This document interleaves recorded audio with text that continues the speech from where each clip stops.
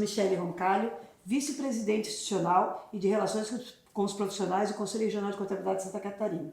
E estamos iniciando a 4ª edição do Contabilidade em Pauta, um programa onde conversamos com referências da contabilidade do nosso estado que atuam nas mais diversas áreas de atuação.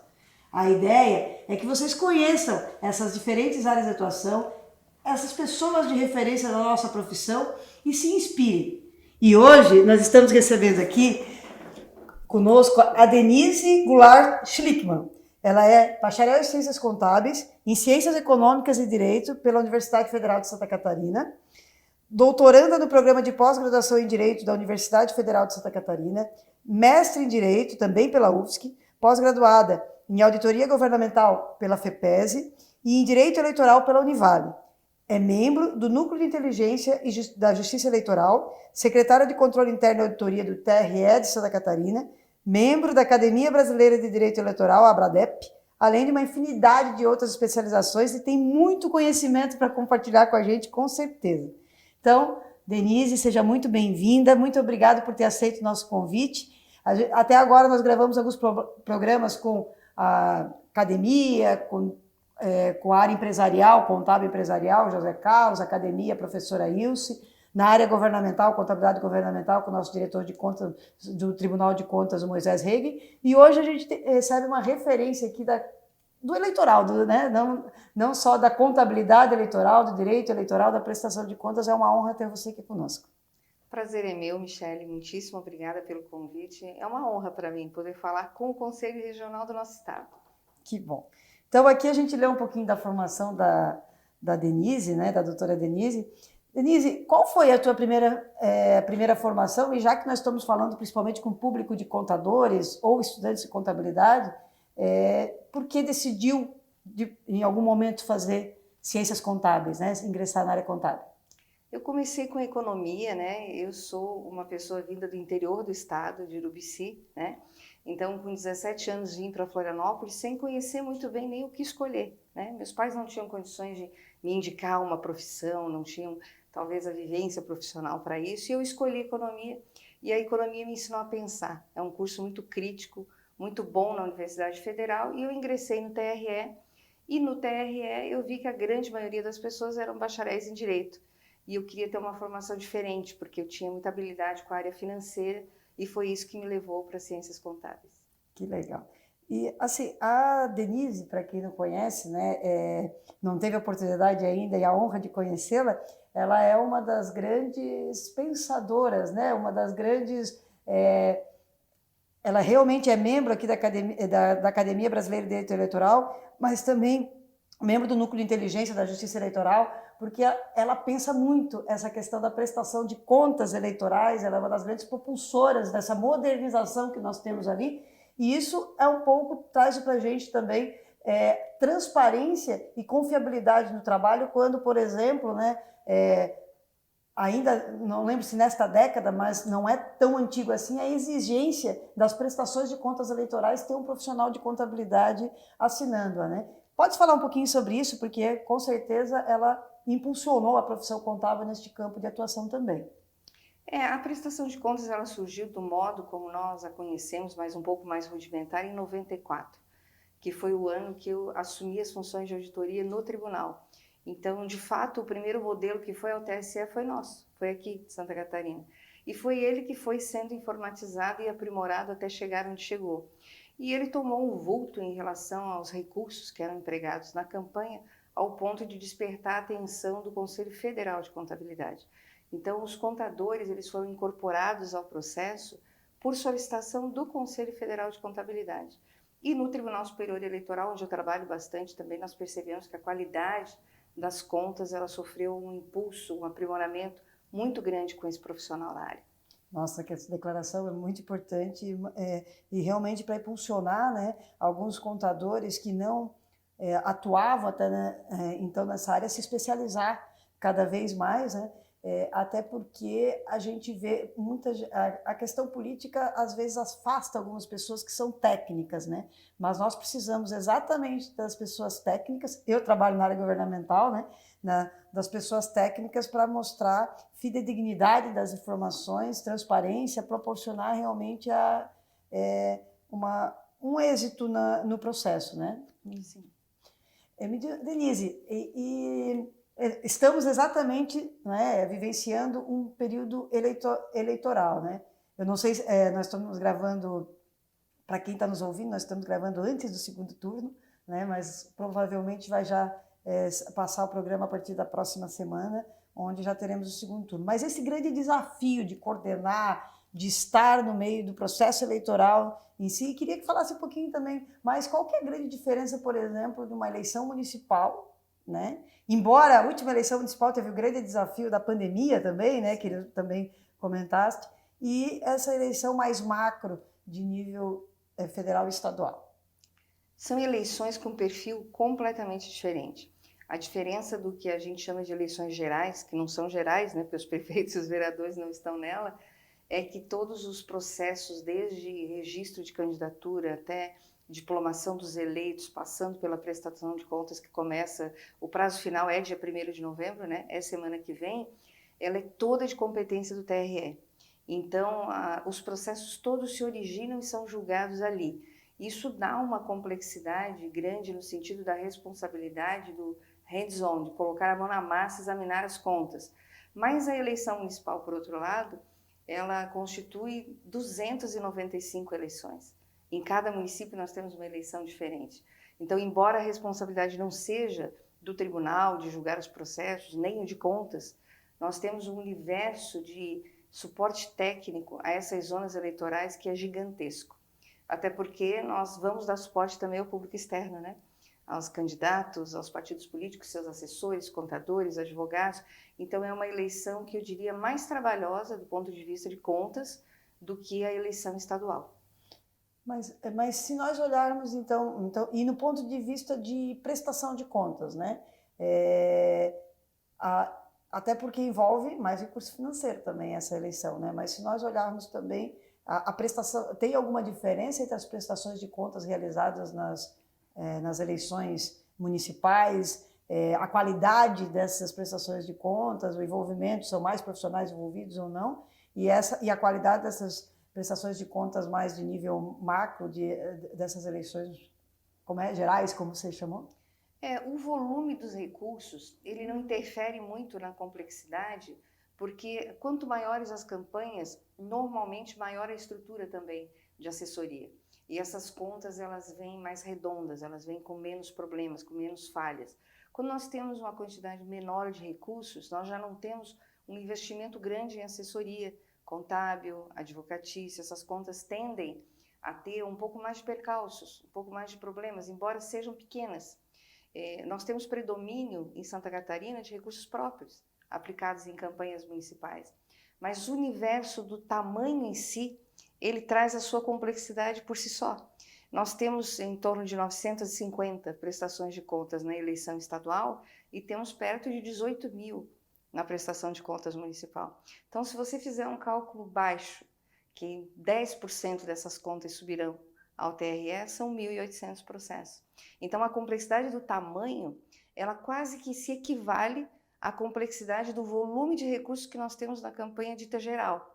Embora nesta eleição nós tenhamos um complicador a mais, que é um predomínio gigante de recursos públicos, né? E os recursos públicos, a fiscalização deles é muito mais rigorosa. Exatamente, são 4 bilhões e 900 milhões de reais, né? Isso levou, inclusive, o tribunal a mover uma campanha institucional só em torno do uso dos recursos públicos em campanha, que nós consideramos bastante importante. E tem alguma, aproveitando então, já pegando este gancho, tem alguma diferença da análise das contas advindas desse fundão versus a análise daquele recurso que advém de doação? Eu lembro que um grande desafio, essa deve ser, salvo engano, a quarta eleição que não pode mais recurso, quarta eleição contando com as municipais, né? Que não pode mais doação de PJ, só de pessoa física, né? E eu lembro que a primeira foi um desafio grande de vocês fiscalizarem isso. Isso ainda tem esse desafio e qual a diferença assim O desafio é o volume mesmo, é o volume dos recursos, porque a metodologia não muda. Nós vamos buscar a comprovação correta do uso desses recursos, né? A sua comprovação efetiva e depois a regularidade dele sob pena de devolução dos recursos. Esse é o impacto. Quanto mais recursos públicos nós temos, maiores as possibilidades de que as pessoas tenham que devolver esses recursos ao Tesouro. Então a fiscalização, é claro, ela é mais minuciosa, ela é maior. Mas metodologicamente é a mesma, porque os gastos eleitorais são os mesmos, né? Nós só temos fontes de financiamento que são diferentes. Estás no TRE desde? 1990. 1990. E na área de prestação de contas, desde então? 94. Então, na verdade, já pegasse a reeleição de 98 já, então... Sim. E antes também. Sim. É um complicador a mais, a gente vê muitas pessoas governantes indo para cada vez mais indo para o projeto de reeleição, né? E esse é um complicador para vocês ou para vocês não? Para a área de financiamento, não.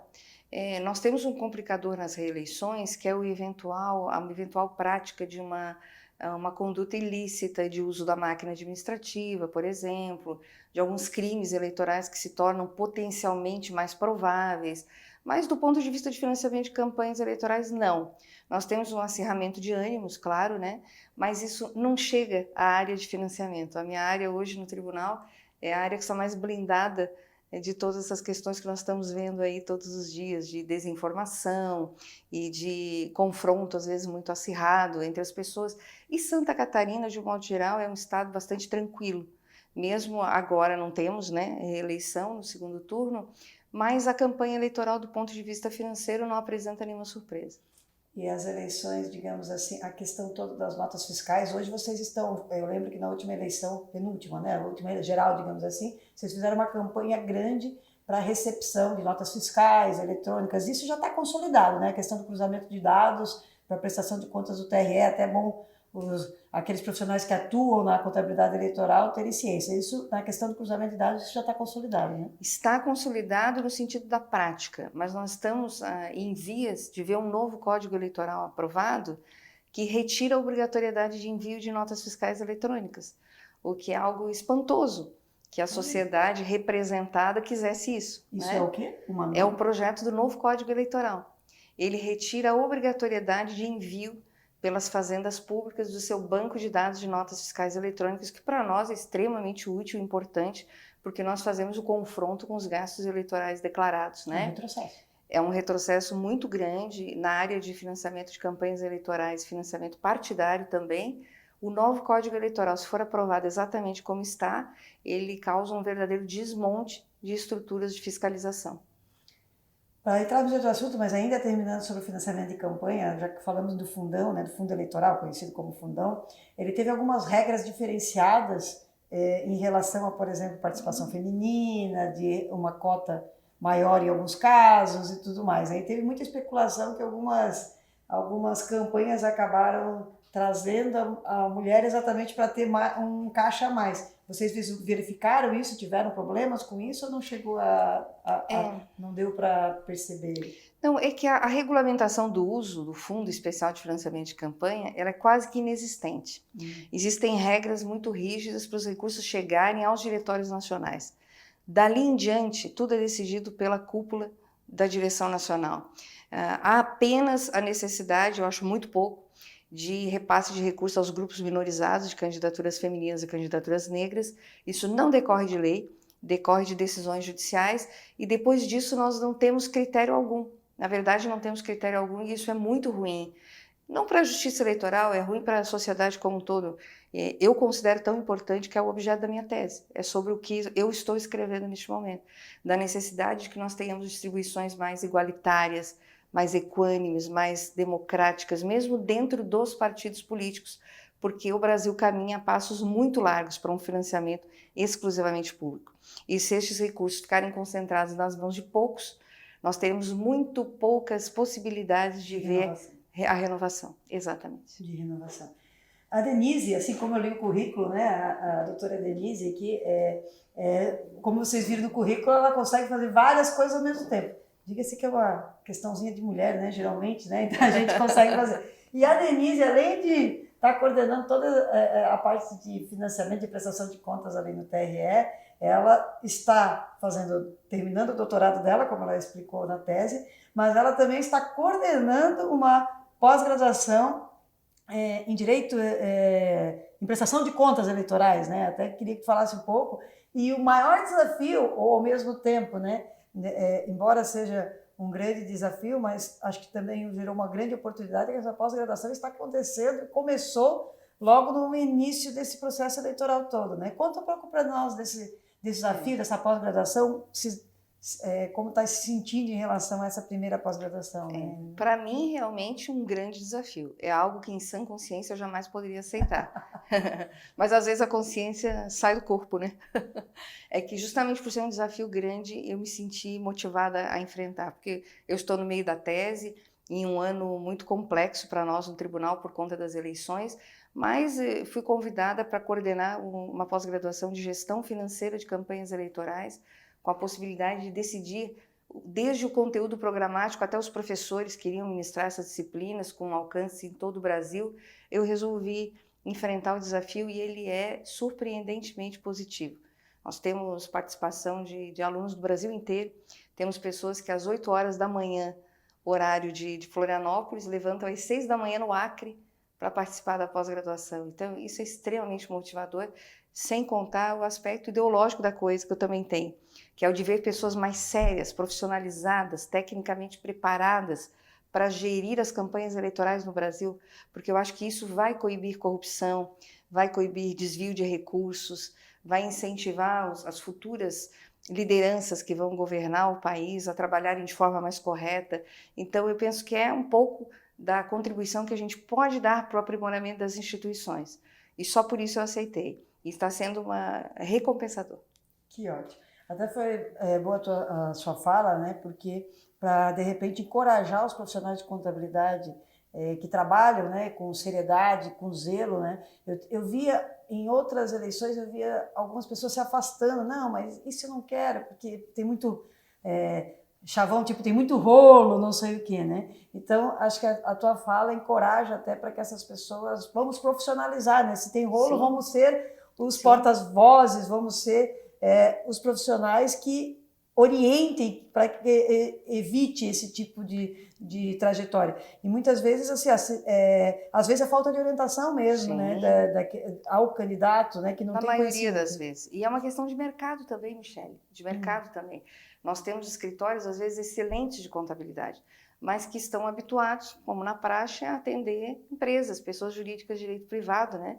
E o direito eleitoral é completamente diferente. Então, é um mercado que eu creio também que é muito promissor. Além disso, além da questão ideológica e filosófica, é um campo de trabalho que deveria ser procurado pelos profissionais. Nós precisamos dessas pessoas. E sobre a transparência, assim, vocês têm alguma medição, vocês percebem as pessoas procurando mais informações sobre a prestação de contas eleitoral, pós-eleição, se realmente existe uma procura, vocês percebem isso lá no tribunal? Existe, é bem evidente, ao ponto que no TSE nós estruturamos uma plataforma de divulgação transparente que é totalmente didática e qualquer pessoa consegue encontrar as informações, né? Eu acho que isso faz toda a diferença. Você saber quem está financiando o seu candidato, onde o seu candidato está gastando, quanto ele declara possuir, isso é muito importante, né? Participar dessa parte do financiamento, porque ela caminha ao lado da eleição, eu creio que de uma forma tão importante quanto o voto. Se uma determinada pessoa for eleita e for financiada por grupos específicos que demonstrem desde logo os interesses que tem naquela campanha eleitoral, isso te ajuda a decidir, né? E ajuda a controlar também o destino dos recursos que ali estão. A procura é bastante grande.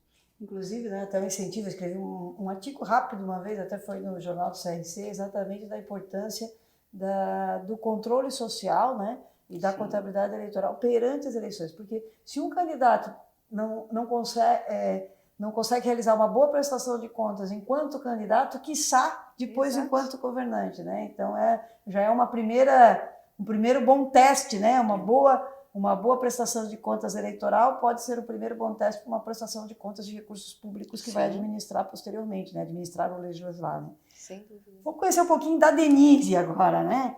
A Denise tem filhos? 2 filhos. O mais velho com 24 anos, terminando uma universidade no Canadá, mora fora. e um mais novo de 21 anos que mora em Florianópolis. Contigo. Comigo. E no começo falaste em Urubici, né? Mas hoje moras em Florianópolis. Tá? Desde os 17 anos. Quando veio fazer a Universidade Federal.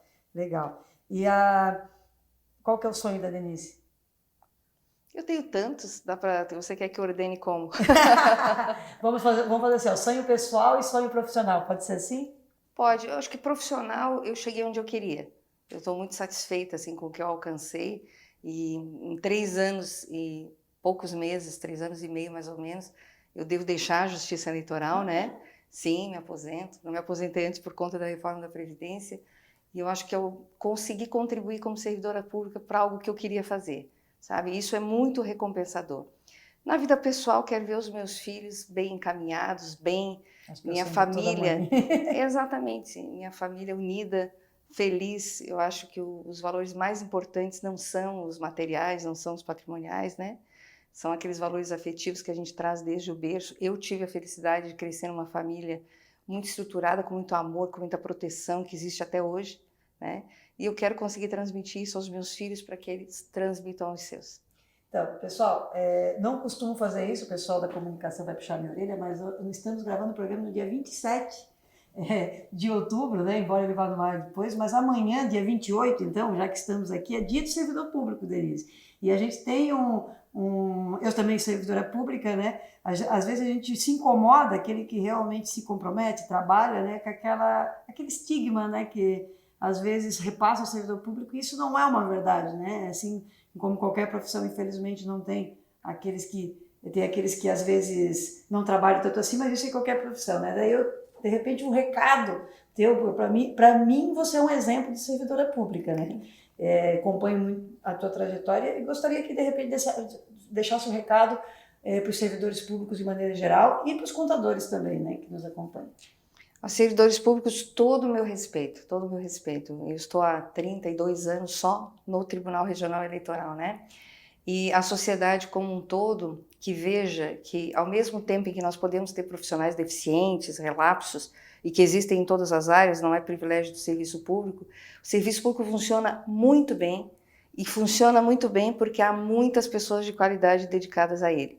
Por vezes a gente observa só uma pequena falha, só um pequeno desgaste, ou às vezes um mega escândalo que sai na imprensa, mas por trás destas questões que são pontuais está um conjunto de pessoas muito sérias, que escolheram aquela carreira para si, né? E essas pessoas desempenham, senão nós não teríamos uma Secretaria de Fazenda tão bem estruturada e eficiente, se não fosse a Michele trabalhando lá. Eu acredito a você particularmente, porque conheço a qualidade da tua competência e como você deve ter muitos outros profissionais na Secretaria da Fazenda, desde o serviço de saúde, o serviço de educação, a pessoa que serve ao público de fato. Nós temos estruturas muito boas. Podem ser aperfeiçoadas? Podem, devem, como tudo na vida. Os seres humanos, de um modo geral, devem buscar um aperfeiçoamento sempre, né? Um crescimento contínuo.